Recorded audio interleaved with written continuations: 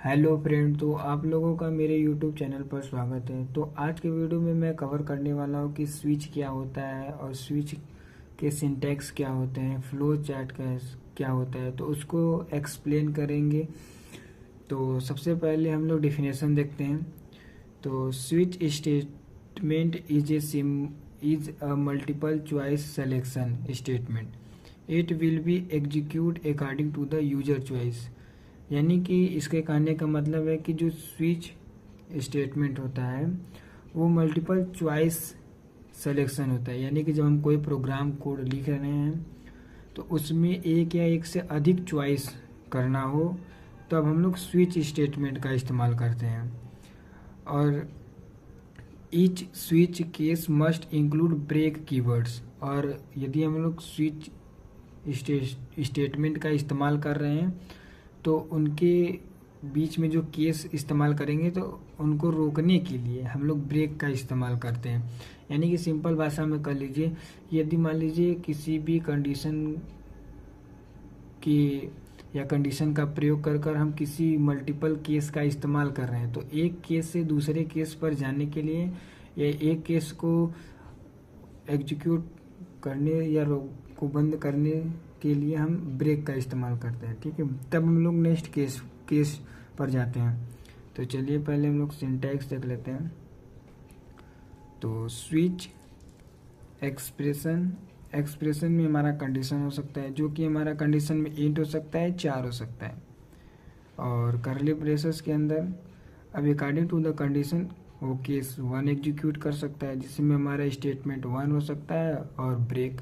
ठीक है, और यदि यह कंप्लीट हो जाता है, यदि यह फॉल्स रहेगा तो case 2 according to the condition के अनुसार केस 2 हो सकता है या केस 3 हो सकता है। इस प्रकार से मल्टीपल केस जब परफॉर्म कराना हो तब हम लोग स्विच स्टेटमेंट का इस्तेमाल करते हैं। और फिर हमने यहाँ पर डिफ़ॉल्ट स्टेटमेंट लिखा है, क्योंकि यदि इन तीनों या जो हमारे मल्टीपल केस रहेंगे वो अगर एग्जीक्यूट नहीं होंगे तो हम लोग हमारा डिफ़ॉल्ट स्टेटमेंट एग्जीक्यूट हो जाएगा। तो ये हमारा स्विच स्टेटमेंट का सिंटैक्स है। तो एक डिफिनेशन और देख लेते हैं कि स्विच स्टेटमेंट हमारा कैसे वर्क करता है, कैसे क्या डिफिनेशन है। Switch statement is a control flow statement. यानी कि जो हमारा स्विच स्टेटमेंट होता है वो कंट्रोल या फ्लो स्टेटमेंट होता है। जैसे कि निरंतर कोई भी प्रोग्राम कोड एक केस से दूसरे केस या दूसरे से तीसरे, तो इस प्रकार के जो फ्लो रहते हैं तो उसे हम लोग कंट्रोल फ्लो कहते हैं।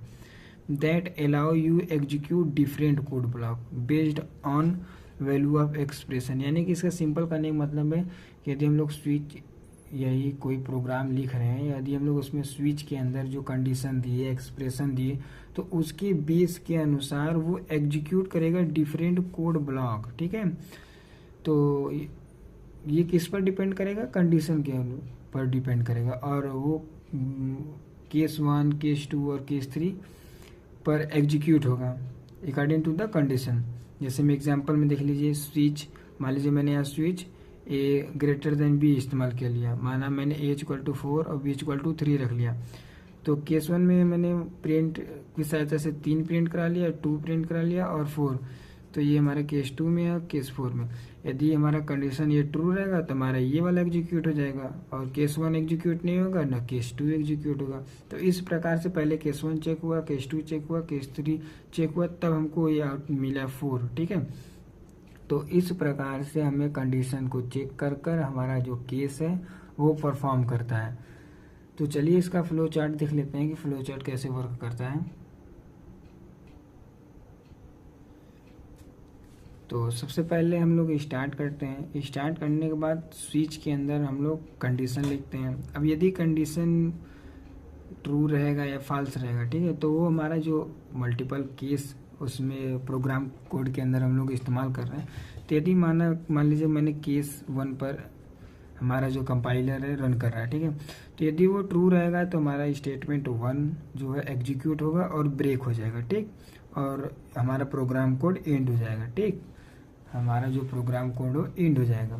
यदि हमारा फॉल्स हो गया तो हमारा केस 2 एग्जीक्यूट होगा। ठीक, यदि केस 2 ट्रू रहेगा तो स्टेटमेंट 2 प्रिंट होगा और ब्रेक होकर फिर हमको आउटपुट में क्या मिल जाएगा, ठीक है, हमारा प्रोग्राम कोड एंड हो जाएगा।